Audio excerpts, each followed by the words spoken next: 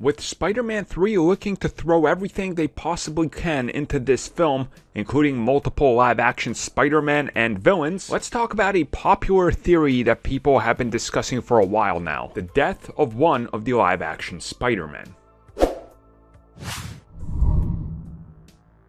So when it comes to Peter Parker, death and Peter Parker kind of go hand in hand if you really look back at the character's history. He seems to be one of these characters where he just cannot remain happy, and people will get taken away from him regardless of what continuity you're looking at. Now, of course, this is all part of Peter Parker learning a valuable lesson about humanity, superpowers, and all that typically rolls into every story at its core that relates to Spider-Man. So a popular theory that's been making the rounds, and some websites have even claimed an exclusive on the fact that they know that one of these Spider-Men will in fact be killed off in the upcoming third film, is something many of you asked me to discuss, so here we go. So if you look at it realistically, the more Spider-Men, or Spider-People, that you can add to this film, the more there is at stake. If everybody ends up having a happy ending, then it all seems for nothing. I mean, you look at Avengers Infinity War, and Avengers Endgame specifically. It ends,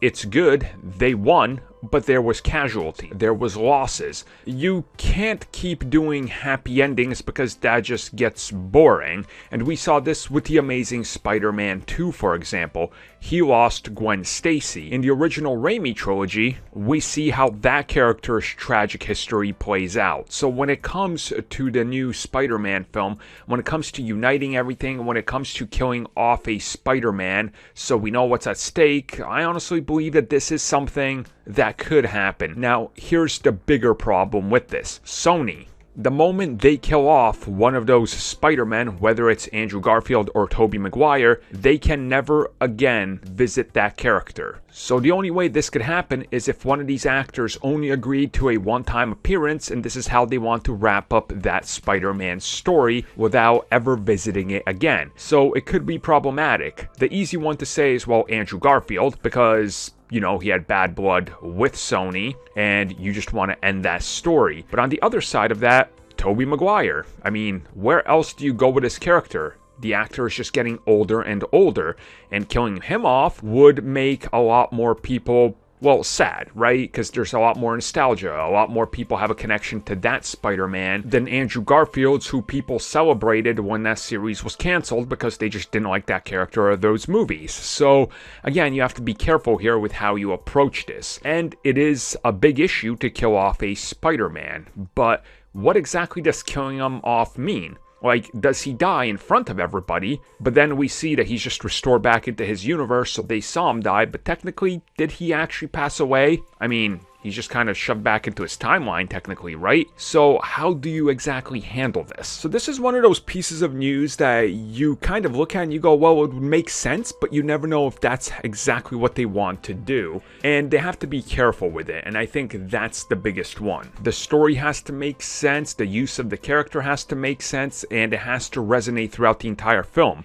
If the character is just appearing in the third act, as it's been rumored, for an extensive cameo, killing him off is pointless. People that haven't seen those movies, and believe me, there's plenty of people that haven't, they have no connection to that Spider-Man. Therefore, it just falls flat and seems like it's just there because, ooh, a Spider-Man died. You guys see what I'm saying here? So, unless one of these Spider-Men is in the film for a longer extended period of time, and we get to catch up with that character and know who he is, killing him off is pointless because it does nothing other than ruin the original continuity they come out of. Also undermines that character completely, and the death is 100% wasted.